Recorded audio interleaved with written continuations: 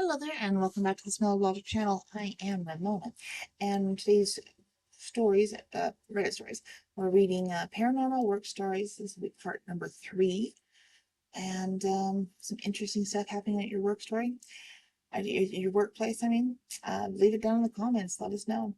Anyway, so here we go, starting with story number 1. This is a very long story. I'm a custodian at a school district. I'm going on 3 years, and have every school I've worked in has been haunted. The first time I had an experience was at a high school. As a custodian, you must first and foremost secure the site. I want to emphasize that it is essential to these stories. Every new custodian develops an OCD, so to speak, of checking their doors due to the fact that you can lose your job before you pass probation. It was a long weekend, and I was still a noob. Everything was closed on my assignment except this window on the second floor. I was responsible for the top. It was nighttime, by the way. I couldn't find it, and it turned out to be the back room and a classroom window. I would always check my doors. One of them was left open, which was ideal. Humans swing and throw things with perfect accuracy. No one was around me. I know I didn't leave doors open, mainly because my job depends on it, but we'll let that go. The second time, I was at an elementary school, working in the office with my headphones on. I'm the only person on the site. I'm cleaning a restroom, have music on, and I hear a thud at the other end of the office. I take off my earphones, investigate. Nothing fell, nothing dropped. I was the only person on the campus. In the second story of the elementary school, after you dump trash in the rolling trash cans, you toss them. No one seems to care about them. No one strategically places trash cans anywhere there's trash cans. Laugh out loud. I dumped the trash and threw all the trash cans in the hallway. I went into the room. I came out, I swear on it, and the trash cans were lined up in a perfect line, the same distance apart, which I noticed and got freaked out by. No one was there. So I would have put the trash cans in such perfect alignment. It was so weird. Not too long after, I'm studying on the same second floor during lunch for classes I'm taking. I hear a doorknob rattle in the next room. I thought a supervisor was going to check in on me. They do that randomly once a month, but no one was in the hallway. What's unsettling is that I, for sure, was the only person on the campus. I secure the site every time, most recently in my experience. I was talking to a friend at their house during a conversation. His doorknob rattles. We look back at each other, and continue the discussion, just laughing. I can't make this up. I put everything I said on me. Schools are haunted. Story 2. At my elementary school, we had 2 janitors die in the building.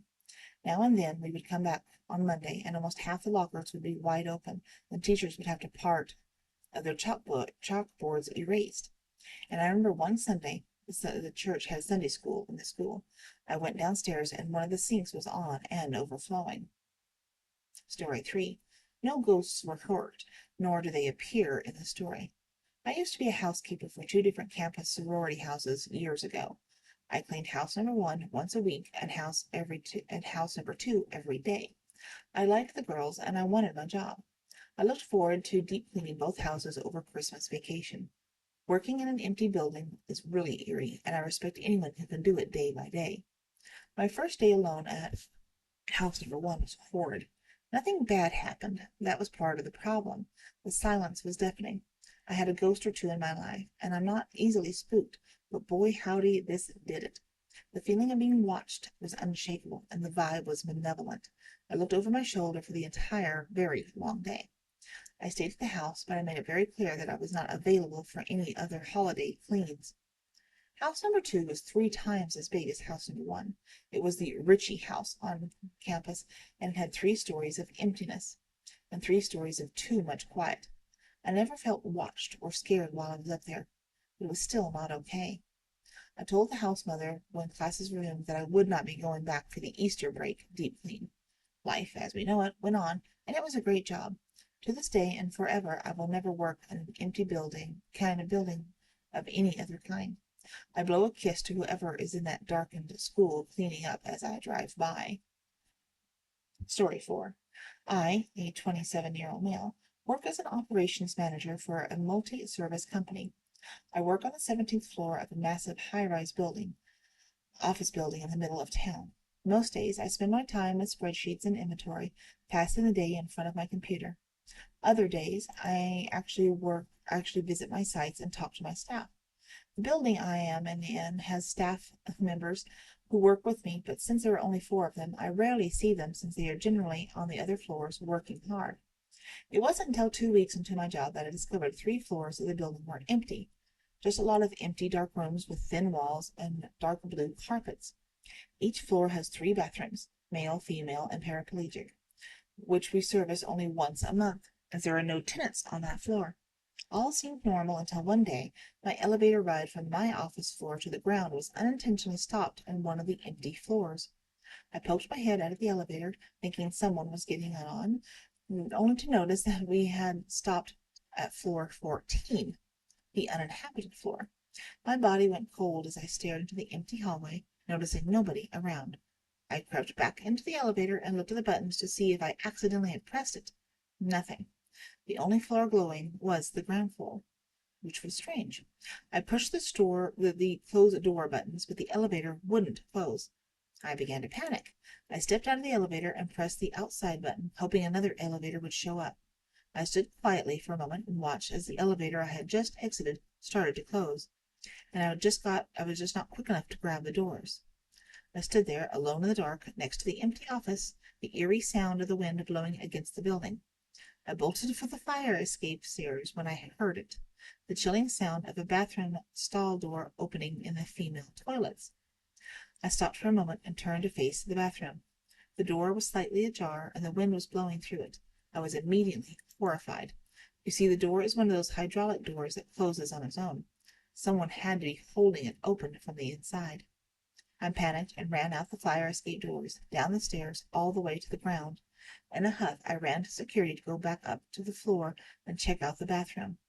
The security officer thought I had gone mad, as the floor was empty, and they assumed someone from another office had come down for a more private bathroom break. We reached the floor and walked around it. Nobody in the women's bathroom, nobody in the men's. Who could it have been? I asked. Security said they would check the tapes and get back to me. What really creeped me out was that all the stall doors were locked.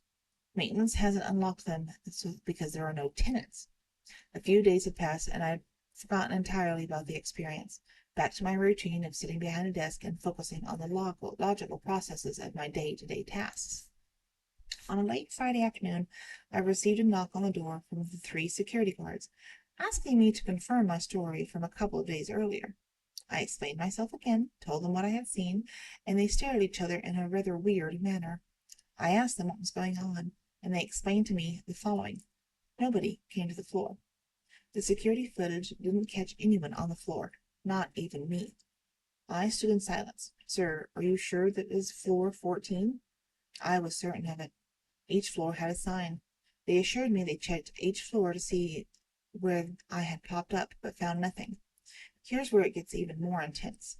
There were tapes of me walking out of the elevator on the ground floor, normal and mundane. I asked security to show me the footage myself, and that's when I saw it. In the top right corner of the camera, facing the office doors on the 14th floor, the face of a woman is visible. I know she's there, and I know she exists. I have lost 17 kilograms in the last 2 months, as I no longer take the elevators. Story 5. The local high school janitor was telling of late-night chairs that moved and black things that zoomed away just out of the corner of his vision. Not just him, but other workers as well. Side note, one of the school teachers has decorated a room with her collection of antique, and she said haunted Ouija boards, so that might be something. Story 6.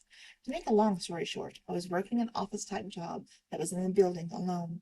One night, I was in one of the offices out front and heard a woman cough. I was the only person there, so I checked the entire building. I know 2 people who worked on the maintenance cleaning crews at 2 local high schools, and both said that schools are haunted. One guy said he was cleaning in the locker room one night, and the door closed by itself. He also heard footsteps, and he was the only one there. It's a Catholic school, and there used to be living quarters for nuns in that building, and some of them passed away in that building. The other person she told me about was working at the other high school one night, and had to go to the bathroom. While sitting on the toilet with the stall door wide open, she said someone walked past the stall where she was. She was the only one in the entire building. Story 7. I was working in maintenance for decades, Elevators have a setting that allows them to stop at a floor every so many hours and open the door, hang open longer than usual, and then they close. I had a door open on a floor I was working at 3 a.m. in the building that was closed. I was the only person in the building. I mentioned it to the elevator guy, and he showed me that it's part of the system check programmed into the elevators. That way, they can get a report if an interlock isn't working and test other car door functions. It still creeps me out to this day. Story 8. I was staying at the Claremont Hotel near Trafalgar Square and was in one of the rooms in the older section of the hotel. When I first arrived, the electricity in the room wasn't working, and I sent an engineer up to fix the fuse or whatever the issue was. It was all good. I had flown the red-eye over from the U.S. and wanted to get to sleep early to get rid of my jet lag. So when some of the lights of the room started to work again, not again prior to bed, I figured I'd just let them know in the morning and went to sleep. Around 3 a.m., I woke to a freezing room and the television was on. I hadn't turned it on at all prior to that and didn't even know where the remote was. I'm incredibly blind without my contacts, so I managed to find the remote and turn off the TV. About a minute later, it turns back on. I turn it off. It turns back on. This back and forth continues, and then the channels start rapidly cycling through. After about 20 minutes of this, I tried to call down to the front desk, but the phone wasn't working. I could have used my cell phone, but I was too tired and not as freaked out as I probably should have been if I had not been so tired. I finally put on my sleep mask on the airplane and made peace with the fact that whatever was causing this wanted to watch TV, I guess. I got up around 7 and the TV was off. Before I went out for the day, I informed the front desk and asked if I could change rooms. They were super friendly about it, and my new room didn't have any late night channel surfing ghosts. Story 9. So I started working at this company when I was 16. I just left last week as I'm starting a new job, and I'll be 24 by the end of the month. I worked there for a long time, and now that I'm no longer there, I might as well share this. When I started working there, my colleagues would often tell me the place was haunted. They gave examples of how things would fall off shelves, equipment vanishing in the warehouse, hearing voices, seeing things in the corner of your eye, the usual stuff. I thought it was all BS, and honestly, in the first 4 years of my working there, I never really experienced anything other than a few items falling off the shelf and lights flickering. Still, I always pushed aside it as faulty electrical work, etc. That all changed in the beginning of 2020 with the onset of the pandemic. An older man was in the store, and he walked down aisle number 2, which was our alcohol and soft drinks aisle, when all of a sudden he collapsed with a heart attack. The paramedics were called, and we blocked off the aisle with bed sheets so no one would have to see what was going on, while the deputy manager at the time, Josh, was giving the old man mouth to mouth. The paramedics arrived, and as soon as they got there, they stopped Josh and told him the man was already dead and had most likely died instantly. We all evacuated the store. As they dealt with the body, the store manager decided it was best to close the store for a few days with everything that happened. The following day, Friday, the manager went into the store on his own to tidy up the place and take down the bed sheets, etc., as he wanted the store to be ready to reopen again on Monday, giving us all the weekend off. But when we all arrived to work on Monday, we were surprised to see that half the store was essentially flooded with all the bottles of alcohol and soft drinks on the aisle had somehow burst. We checked the cameras, and 1 minute everything was fine. The next, they were all burst. The shop was soaked, and we all thought it was weird how this had happened the night before we all came back to work, on the very aisle where someone had just passed away. Nothing much paranormal happened since then until the beginning of 2001, when we got drastically more noticeable. I will point out that Josh never came back to work. I guess giving mouth to mouth to a dead guy took a toll on him, and he handed in his notice on the morning we all returned to work. At the beginning of 2021, the store was under refurbishment. We merged with the adjacent empty store to expand our space to nearly double the original size. The entire store was revamped. Hence, our old entrance was now on the left-hand side, but it was now on the right-hand side. Our old store had 13 aisles, with aisle 1 located on the far left. However, now aisle 1 was on the far right, and we had to expand to 28 aisles. It was after the refurbishment that the activity increased. For starters, aisle 27 was our toil aisle, while the man had passed away the prior year. where the manifest was. Not the best idea, I'd say, making a toy aisle where someone had died not long ago, but what can I say? I didn't get a say in the matter. Still, the level of activity was increased. Toys began making noises on their own, falling off shelves, and even toys vanished and reappearing somewhere else. I remember once Sharon, who was in charge of the toy aisle, was on the side of the store where all on her own when all of a sudden she screamed, saying she felt deep breaths on her neck, as if someone had grabbed her, and then checked in the bathroom. And then she checked in the bathroom. She had a red mark on her shoulder, as if someone had grabbed it there with a strong grip. Then I'll never forget the incident I had a few months ago. It was 11 p.m. and the store was closed an hour earlier. But I was the only one left in the store at the time. I was getting the store ready for tomorrow. I was going to leave at midnight, so I spent my last hour in the warehouse with my headphones on, unloading the remaining pallets from our delivery, ready for the stock to be worked in the morning. Now, the warehouse is always cold, as it's surrounded by just solid concrete. But this one night I definitely felt cold on my neck, which freaked me out. Still, then I heard tapping on the shutter door from the outside, which was weird, as it was midnight and the store was in the middle of an industrial estate. There shouldn't be anyone there. So I go to the manager's office and check the camera out back, but no one's there, so I shrug it off and go back to stacking the pallets. Now, as I put on my headphones in and turn the public and turn the music up loud to ignore the tapping, I hadn't even noticed the shutter doors were slowly being opened behind me until I got hit with a gust of wind. I turned around and was shocked that the door was open. The doors can only open with a key that turns off the alarm, which then activates the door. There was only one key, and it was in my pocket, so I couldn't explain how that happened. I popped my head outside to make sure no one was there. Then I put the key in and shut the shutters. I returned to the office to check the camera to see if anyone had somehow forced it open from the outside. Still, no one did. But then it gets freaky. So outside the warehouse doors is a light that is visible on the camera. You can still see me come forward as I check on it, check to see if anyone else is there. You can see me standing just under the light of my shadow behind me, but you can also see a black figure standing directly in front of me. Now I can't see it in person.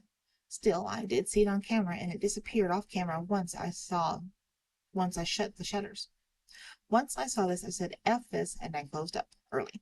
I even recorded the camera footage and put it in the work group chat. No one could explain it to this day.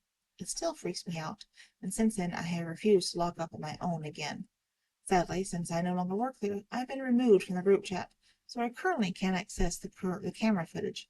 However, I've asked a friend who works there to send it over, and I'll post it in the comments once I receive it. Well, that is some pretty interesting stuff there, I gotta tell you.